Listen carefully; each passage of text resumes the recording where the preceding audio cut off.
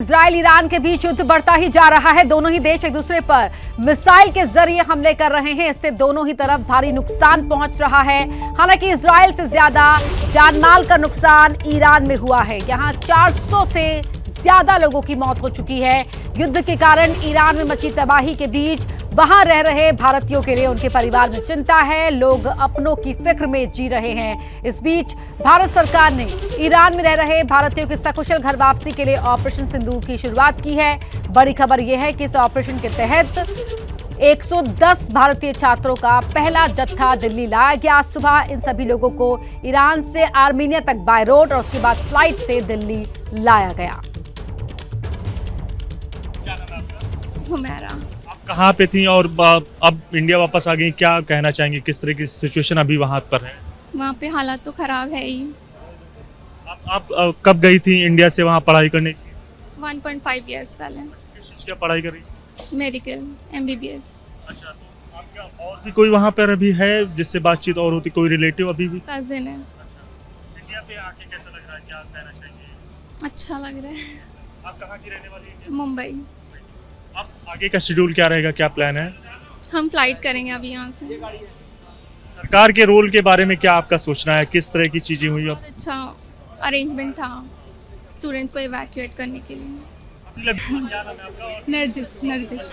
आप कहाँ की भारत में रहने वाले? मैं मुंबई से हूँ जी। इंडिया वापस आ गई, किस तरह की सिचुएशन जो है ईरान में वो? बहुत क्रिटिकल है, लेकिन अब हम लोग सेफली यहाँ पे आ गए हैं जी। और आपके स्टूडेंट कुछ दोस्त जो हैं वो वहाँ पर? नहीं, अभी हम लोग तो सब यहाँ पे आ गए हैं। थैंक आपका नाम क्या है? आप इंडिया में हुसैन सर, मैं नागपुर से हूँ, नागपुर इंडिया से। ये बताइए, आप ईरान में किस चीज़ की पढ़ाई कर रहे थे? और मैं डॉक्टर हूँ, मेरा लास्ट ईयर चल रहा है, मेरा रोटेशन चल रहा है MBBS का। सर क्या नाम है, लास्ट ईयर था सर, वॉर थी, रात को सायरन्स होते थे। सायरन्स तो नहीं कहेंगे सर, ब्लास्टिस की आवाज़ आती थी। मेरा सिटी उतना बड़ा नहीं है तो इफेक्ट उतना नहीं था, बट जो तेहरान साइड है, इस्फहान साइड है, उन जहाँ वो हमारे मेडिकल इंडियन स्टूडेंट है, मैं गवर्नमेंट ऑफ इंडिया से एक अपील करूँगा, प्लीज़ उन्हें जल्दी निकालिए। वहाँ की सिचुएशन बहुत ख़राब है। इतना लंबा जो सफ़र रहा ईरान से यहाँ पर आने में, आर्मेनिया आए। तो उसके बारे में आप क्या कहना चाहेंगे? इंडिया पर आप आ गए हैं, अब अगर देना गया 10 में से 10 तो मैं 10 में से 100 दे दूंगा। जिस तरीके से हमारी इंडियन गवर्नमेंट ने वर्क किया है, ऐसा कोई नहीं कर। सरकार को एक शब्दों में कुछ कहना हो तो क्या? एक्सीलेंट। आवर गवर्नमेंट नीति, विदेश नीति एक्सीलेंट।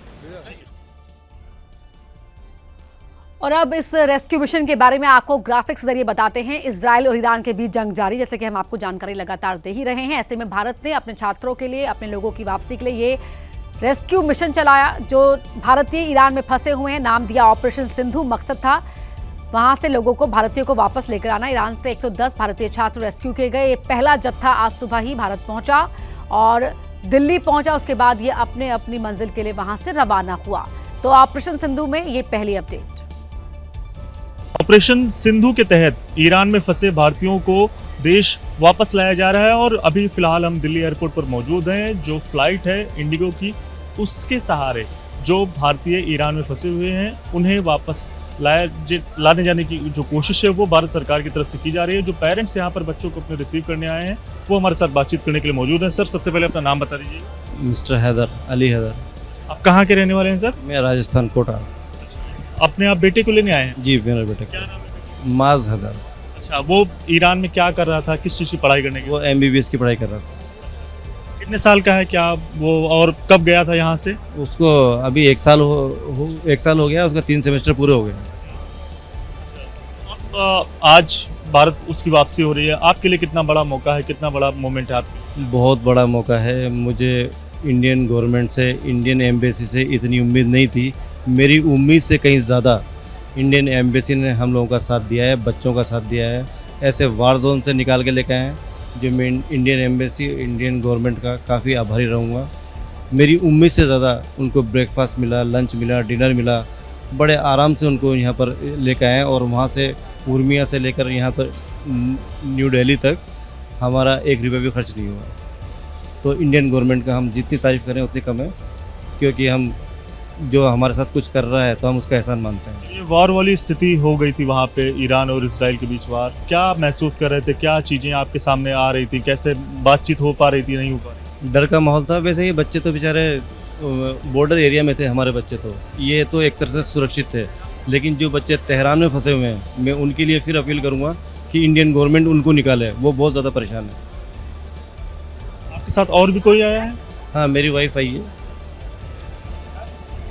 मैम आप थोड़ा सा बात कर लीजिए। मैम उसके पापा ने कर ली बस।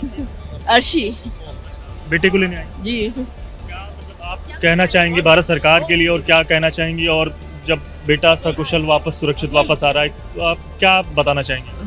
बस हम शुक्रगुजार हैं गवर्नमेंट के, हमारे बच्चे सेफली आ गए और बच्चों को भी निकाला जाए, बस यही कहना चाहेंगे। बीच में क्या परेशान हुई थी? जिस तरह से वार वाली सिचुएशन वहाँ पर चल रही थी, किस तरह से आप मतलब अपने आप को संभाल रही थी, और बच्चे से बातचीत इस दौरान हो पा रही थी या फिर नहीं?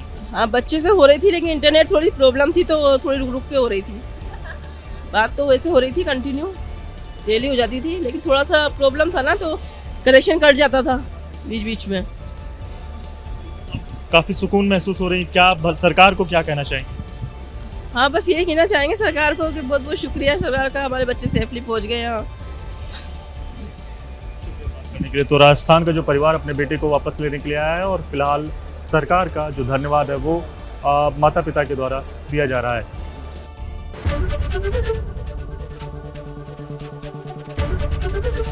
एबीपी गंगा, खबर आपकी, जुबान आपकी।